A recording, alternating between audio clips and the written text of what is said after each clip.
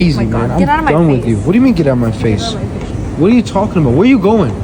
You're a cheater. You're a cheater. I don't ever want to see you ever again. We're getting a divorce. I'm calling my lawyer tomorrow. You know that, right? You know that, right? Yeah, keep walking. Walk of shame. That's what I thought. Cheater. This clip is short, but the message is clear. Once someone believes the trust has been broken, the relationship changes instantly. Notice he isn't negotiating or asking for another explanation. He's already talking about divorce. That tells me this wasn't just one argument. This was probably the final straw. Accountability doesn't start after you get caught. It starts with the choices you make before you put your relationship at risk. What would happen if I were to call your aunt up right now, or your cousins, or your sister? All the ones that you supposedly went and saw because they were all sick in the hospital, all this other stuff? You need to get family involved. I think that's you being childish to incorporate. Me being childish, so I'm the immature one, even though you're the one who committed adultery. Got it. Okay, that's, yeah, because that was real fucking mature of you, huh? What is the point of this conversation, Avery? Okay, I have a Tinder. Cool. I use your card to go meet up with people. Yeah, a fucking ton of my money. So then what do you need to incorporate the family for? Because we've established it. I want to know. We've established that obviously that wasn't true. I think it'll be good for them to know, though. I think it'll be good for them to know that you were lying. Go be like a little snitch? And go off to my family and be like, Renee cheated on me. Feel bad for me. Get my sympathy. I don't need their sympathy. What's the whole point of that? Then why incorporate them? Because honestly, they deserve to know that you're a piece of shit, to be honest. That What's you're the point of doing that? Then they're just going to look at you and be like, then what are you doing? Are you staying or are you divorcing her? If you're not divorcing her, then you look like a fucking idiot. No, honestly, your family will probably love me more than you anyways.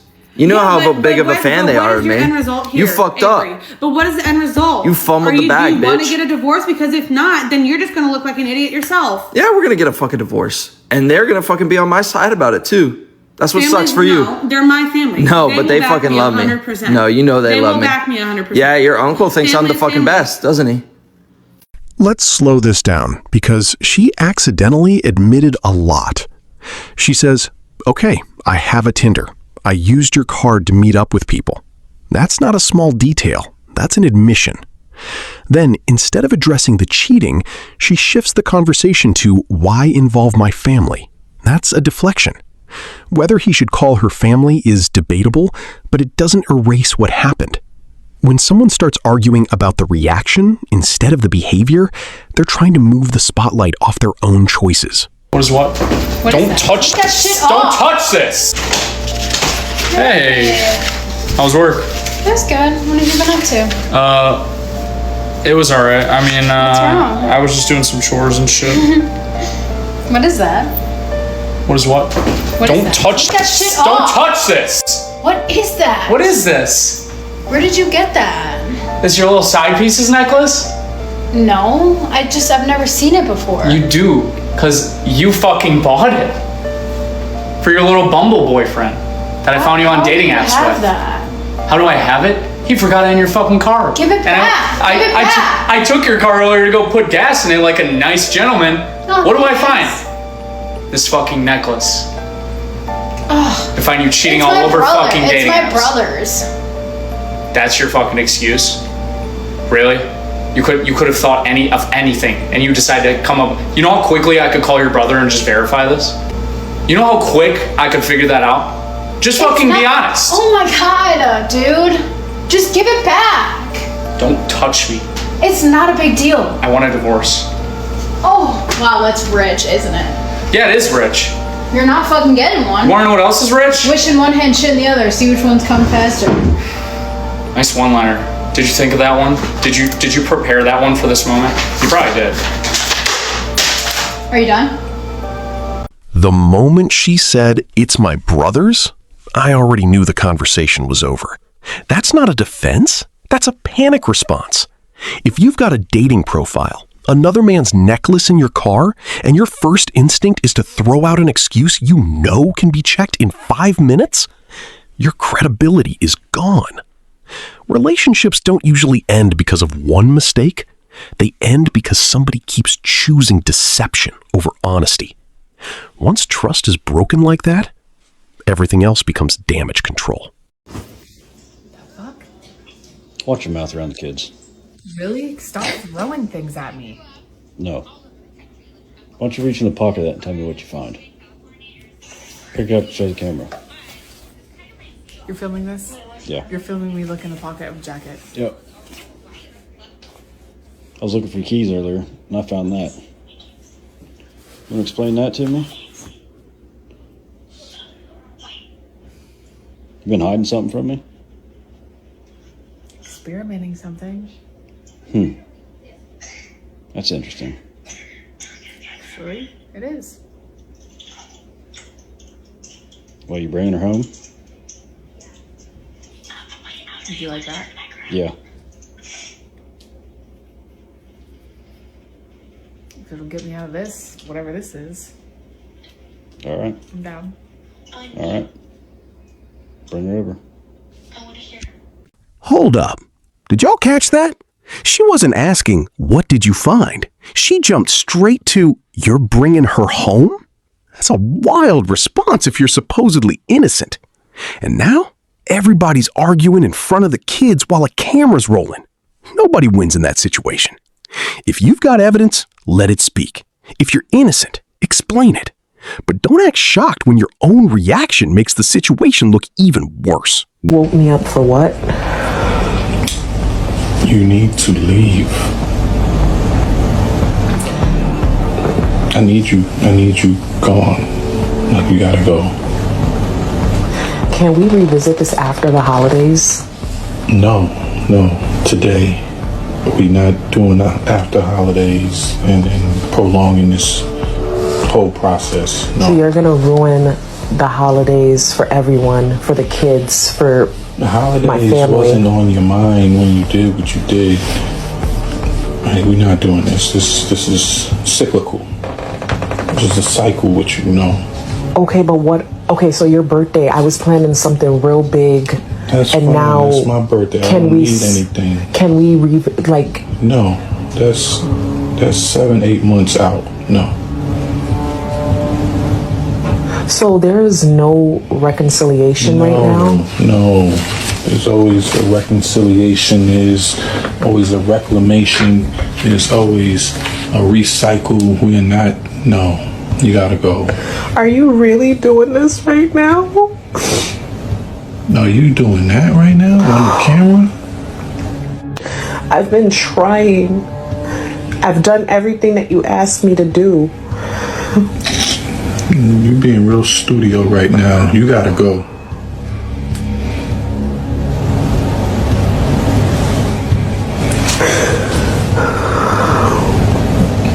Please don't do this. Like, the holidays are coming, the kids were... Don't put this on me. Like, let's not do this. Don't put it on me. You know, Be I've been accountable. going through so much. No, you've been putting yourself in so much. These are your actions. Don't do this. We can fix this. There's no fixing. You gotta go. Oh my God. You gotta go. Like, this is not happening right now. It has to I happen can't right lose now. you. It's already lost. It's already lost. I've given you the opportunity to correct the things that you've needed to correct in this relationship. And they've been corrected without and I feel like repeat it's not since we're being on the reciprocated R-words. for me. I feel like I've given you all the opportunity to do what needs to be done, and you reciprocated and not don't give me the repeated. same space to get the things done that I need to fix. I know I can fix it. Please. You need to rectify with yourself. Listen to what he's actually saying. He's not yelling, he's not insulting her. He's saying, I've already given you opportunities, and nothing changed. That's an important distinction. Then she pivots to the holidays, the kids, his birthday, all future events. But none of that addresses the reason they're breaking up today. Accountability starts with owning the behavior that got you here, not delaying the consequences because the timing feels inconvenient. sometimes the relationship ends long before somebody finally says the words out loud. 6. You got with 6 people? I have a surprise for you. It's our anniversary. You ready? You ready for your surprise? All right, keep your eyes closed. Okay. Ready? Okay. 3, 2, 1, open. You know what that is? You know what that is? I don't get it. Why is it a picture of you? That's your Tinder profile. That. Okay, well, I don't know what's the point of this. I don't What do you mean, what's the point of it? You're cheating on me. Lucky that I even get with you, honestly. Are you serious? I'm being dead serious, honestly. Like, How many people did you get with? Tell me right now. 6. You got with 6 people? It doesn't matter. It Why does are you matter. slut-shaming me? We're done. We're so done. Stop filming No. me, dude. Forget the Tinder profile for a second. Listen to the mindset. She gets confronted with evidence, and instead of denying it or taking responsibility, she says, "You're lucky that I even got with you." That's not accountability. That's arrogance. If you think being in a relationship gives you a free pass to betray somebody because you believe you're the prize, you've already lost sight of what commitment means. Respect isn't one-sided. Loyalty. I feel like this might be a hot take, but infidelity in your marriage is different than infidelity in a dating relationship. And that doesn't mean that betrayal in a relationship doesn't hurt deeply, because it absolutely does. Betrayal is terrible no matter what the situation is, and broken trust is broken trust. But marriage carries a different weight, spiritually, financially, emotionally. Before you're married to someone and you're just dating them, you're getting to know them, and sometimes you might even have kids with them, before you are married. And yes, that complicates it a little bit more. However, it is still not the same as infidelity in your marriage, where you are legally bound to someone, you are covenantally bound to someone. It is just different. In marriage, you stood before God, your family, your closest friends, and you made vows, not feelings, vows. You entered a covenant. Biblically speaking, marriage was never meant to be casual. Scripture describes it as 2 people becoming one flesh. So when infidelity happens in a marriage, it is not just betrayal of a partner, it's betrayal of a family. It is betrayal of the hopes and dreams you guys built together, and betrayal of God's sacred covenant. And that's why the aftermath, I feel like, is so traumatic for married couples. Because betrayal touches everything. Your home, your identity, your sense of safety, your future. It can even touch your faith. She said one thing that hit hard. You made vows, not feelings. That's real. Feelings change, emotions come and go, but commitment is supposed to outlast both. Too many people prepare for the wedding, but never prepare for the discipline marriage requires. If you're not ready to protect your vows when life gets hard, don't make promises you don't intend to keep. That's the uncomfortable truth a lot of people don't want to hear. I'm also not playing that shit. Yeah. You know you did it. I know you know. I don't need to prove anything to you. Just get out. Or I'm getting out. I'm not like, what's this? Like, I get what you're saying. She'd want that, but I don't. We're done. It's not like I'm accusing you, but I want to work it out, and she wants proof because of this. Nah, it's over. You had a man in this yard, and if she wants proof, then I can be like, I saw him leave our yard while you were giving me top. I saw him. And if she I know decides to his double, name. I know his fucking that's what I'm saying. You gotta show something. That's what I'm saying. I don't think I do have to show her something. No, she's gonna double down on if she's like a really shitty person. And decides to double down on the gaslighting. Then it's just gonna push you more and more towards being like, do you know what? Fuck it. Here. Maybe that's what I'm saying. In that maybe if I'm willing to entertain the argument, right? But if I'm just like, bro, you're a cheat. You've had man up in my yard. Hopefully that should be enough. Yeah, that should be enough. If she's like, what are you talking about? Who told you that? No one told me. I saw it. I saw the van outside the yard. I saw him leave the yard. That should be enough. That should be enough, yeah. She's not going to be like, no, you didn't. Yeah. So what the fuck are we talking about? Yeah, like, damn. I really get that as well. Watching it 10 times a day would break me. Yeah, man. But I damn. This is the thing that stresses me out about, like, I've always said that in relationships, I remember you saying one time the reason you wanted to be financially stable was so that you could provide for everyone, or you were too scared to have kids in the future because you were scared you won't be able to provide for them, all that kind of stuff. One of my biggest things has always been, I think I've said this before, I fear being in a relationship where I'm with someone and I don't want to be here and she doesn't want to be here, but we're locked, and it's easier to suffer together than it is for me to like break up with her, or like if I break up with her, I've got nowhere to go, or she's got nowhere to go, and all this kind of stuff. So you just tolerate shit, which I think is actually like most marriages. Like realistically, if you're paying a mortgage on your yard, who realistically has enough money to just go rent a new spot and just start again, get a new car, get a new yard, and pay child support if you've got kids and all this kind of stuff? Like no one has that money. So it's like, I reckon most people, it's not that easy, bro. Most people will just suffer. So I reckon maybe in this, I don't want to speak out of turn, obviously love is a big factor, but I would fear that in that scenario, finding myself in a position where it's like, all I want to do is show this video and be like, fuck you, but where do I go? Where do I actually go? What do I tell my kids? What do I tell my kids? What do I tell my parents when I'm knocking on their door saying, can I stay with you guys for a few months while I get my shit together? Like, what am I doing? What am I doing? Why does my life have to be ruined because this thing is just cheating on me? Yeah, bro. Sticky. That's probably the most locked in I've been on a dilemma. I said, I'm not proud. I just let her do it while I watch the guy leave my house. That bit hit me. Bro, that's insane. Where did you find that? Twitter, bro. Damn. Yeah, Twitter. I couldn't do that. He couldn't be in my blurred vision. And he's just sneaking like that. Fuck off. How did he? Because I go soft straight away. She will be tangled. Yeah, it's dental floss now. Yeah. Yeah, it's dental floss in there. Yeah, man. I don't know how he maintained. Yeah, I don't get that. I don't get that. Through shame and panic, bro. And also, he said he was addicted. Yeah, I was going to say, but he struggled through it, bro. What were you going to say, Rem? Sorry. Before he mentioned the 10 times a day, watching 10 times a day, he said he watches it over and over on his worst days. But then when he said the 10 times a day, that made it sound like that was just the norm. So, 10 is the standard, and on really low days it's 20. Yeah. It's just on repeat. That's why he's probably fat to it. Yeah, you're right. I reckon he's fat to it. Has. I think he has. I think it's probably too far to put onto it, but I reckon he's fat to it. And that's when your mental state is in disarray. You can't even unpack that. You can't even look yourself in the mirror. You can't even bring yourself to tell a therapist that. Yeah, you can't, bro. Fuck. The therapist will be lost. Oh, this is juicy. Oh my day. This is what I went to school for. Sharon, clear my schedule.